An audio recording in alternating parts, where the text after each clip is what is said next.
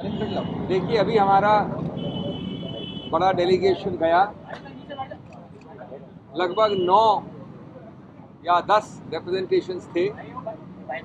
मैंने 5 किए, सिब्बल साहब ने 3 किए और राजू साहब भी थे, उन्होंने भी डील किया। विभिन्न मुद्दों पे थे पर अत्यंत महत्वपूर्ण थे। मैं आपको संक्षेप में बता दूं, 2 हमारे जिनके साथ मैंने डील किया वो सेना के सभी अंगों से संबंधित हैं।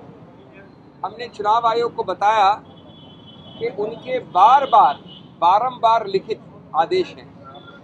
19 मार्च, 9 मार्च 2013 से लेके 19 तक सैकड़ों ऐसे आदेश हैं कि किसी रूप से राजनीतिक डिबेट में, राजनीतिक अभियान में कृपया हमारे सेना के किसी अंग को नहीं लाइए। और साथ में लिखा है, all party should exercise utmost care and caution. और ये सही भी है। ये देश में सेना के अंग हम सबके हैं और दलगत राजनीति में, तू मैं में, आरोप प्रत्यारोप में उनको नहीं लाना चाहिए। इसके विपरीत हमने आज प्रमाणित किया कि ऐसे उच्च पदासीन व्यक्ति, प्रधानमंत्री जैसे, बार बार हमेशा ये कर रहे हैं।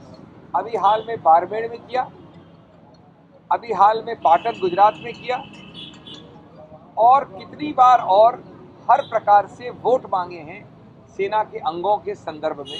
मैं आपको उदाहरण दूं जो हमने दिया है चुनाव आयोग को। मैं सिर्फ 2 उदाहरण पढ़ रहा हूं। हमने इसमें 10 उदाहरण दिए हैं, 10 लिखित उदाहरण दिए हैं हाल के, लेकिन मैं आपको 2 पढ़ रहा हूं सिर्फ। उन 10 में आखिरी वाक्य है, 10 में, क्या वे आपके वोट के हकदार हैं, यानी क्या विपक्ष आपके वोट के काबिल है? क्यों? सुनिए, जो बालाकोट में भारतीय वायुसेना द्वारा की गई पराक्रमी एयर स्ट्राइक को दलगत राजनीति में चश्मे से देखते हैं तथा सेना के मनोबल को गिराते हैं, क्या वो आपके वोट के हकदार हैं? जो भारतीय सेना से उनके शौर्य का सबूत मांगते हैं, क्या वो आपके वोट के हकदार हैं? जो भद्दी भाषा में भारतीय सेना से प्रश्न करते हैं कि आप लड़ने गए तो कितने पेड़ उखाड़े, क्या आपको उनके वोट के काबिल है? क्या ऐसे लोग आपके वोट के काबिल हैं? ये 10 ऐसे उदाहरण है, मेरे पास समय नहीं पढ़ने का। तो हमारा दूसरा उदाहरण, अभी हाल में बाड़मेर में, यानी कल, ये अभिनंदन की तस्वीर, बड़ा पोस्टर, कैप्टन विंग कमांडर अभिनंदन की, और लिखा है मोदी जी को वोट, इत्यादि इत्यादि।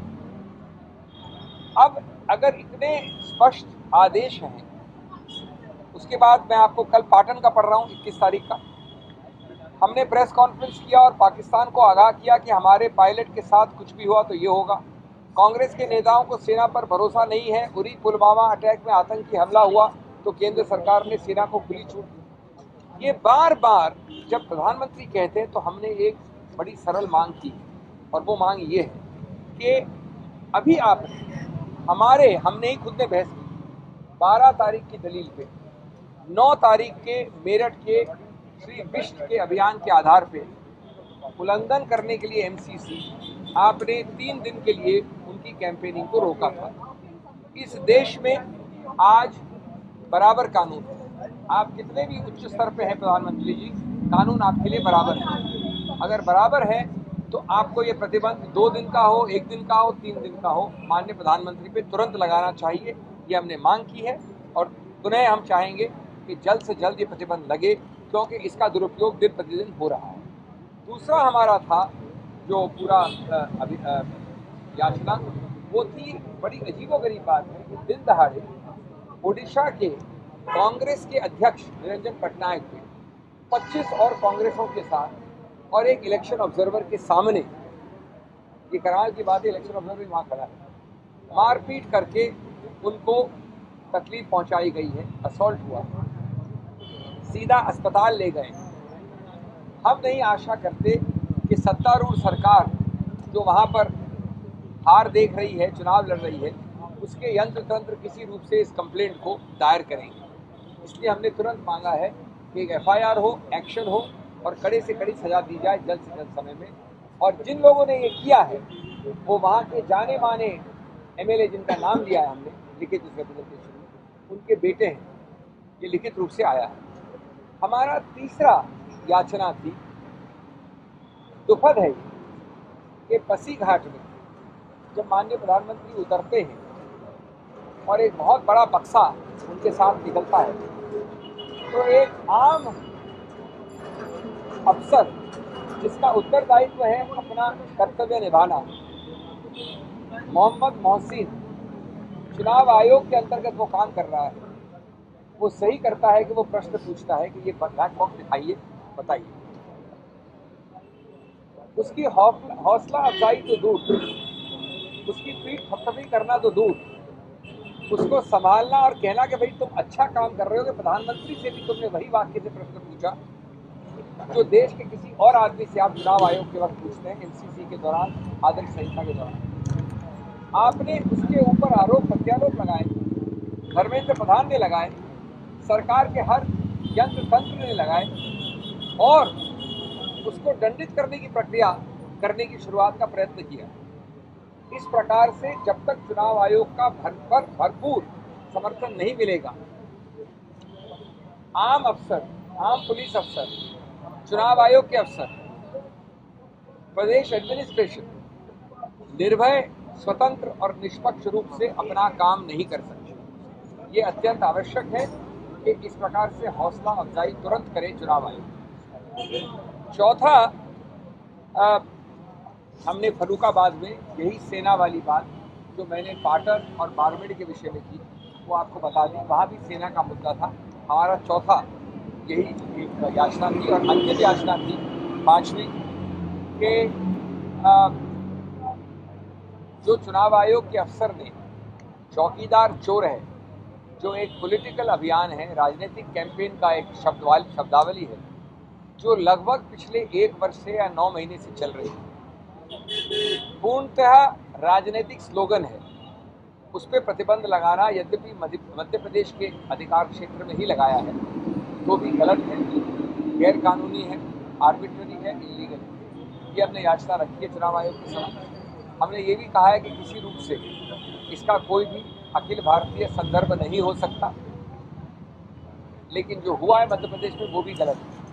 हम आशा और विश्वास करते हैं कि तुरंत इन 5 केसेस में एक्शन लिया जाएगा और सबसे महत्वपूर्ण है कि चुनाव आयोग ने हमारी दलील पे, विश्व पे जो आज बहुत ही सराहनीय प्रेसिडेंट स्थापित किया है, प्रतिबंध लगाने का कैंपेनिंग से, दोगली आवाज नहीं हो सकती, 2 मापदंड नहीं हो सकते, आडंबर नहीं हो सकता कि प्रधानमंत्री के लिए एक अलग नियम लगेगा और मुख्यमंत्री उत्तर प्रदेश के लिए अलग नियम लगेगा। इसलिए जल्द से जल्द प्रतिबंध लगना चाहिए, नहीं तो इस प्रकार से हमारे सेना की सभी अंगों को बार बार अपमानित करने का काम दिन प्रतिदिन चल रहा है। सर एक सवाल, सर अजय बिष्ट, हाँ, सिंघवी सर, सिंघवी सर, लातूर और वर्धा का मामला कुछ ऐसा ही था, एक तो धार्मिक आधार पे था और एक आपको पता है सेना से जुड़ा हुआ था, उस पर लंबे समय से अब तक चुनाव आयोग ने कार्रवाई नहीं किया। बिल्कुल सही कह रहे हैं। मैं आपको याद दिलाऊं, 1 तारीख 9 अप्रैल को लातूर में माननीय अमित शाह जी, नांदेड़ में माननीय प्रधानमंत्री और मेरठ में माननीय मुख्यमंत्री उत्तर प्रदेश ने 3 अत्यंत आपत्तिजनक वक्तव्य किए जो तीनों सेना, सांप्रदायिकता इत्यादि पे आधारित थे। हम उन तीनों को लेके 12 तारीख को मैंने खुद ने अगवानी की थी, उस एलिगेशन की, प्रस्तुत हुए और बहस की। उसी बहस में हमने ये याचना रखी थी कि जो व्यक्ति दुरुपयोग करता है और फायदा उठाता है, उस पर अपने फायदा उठाने के बजाय उसको खुद को नुकसान होना चाहिए।